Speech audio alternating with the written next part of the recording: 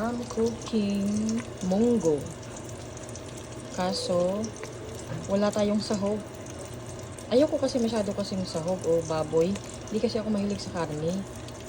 Half vegetarian ako.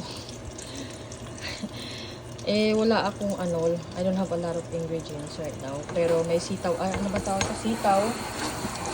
Maybe this one. Ingredients ko. Tapos, ito. Pechay ba to? I don't know.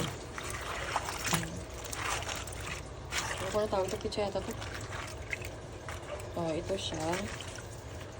Ito yung halo natin dun sa munggo. Nag-crave kasi ako. Tsaka sayang siya. Sayang yung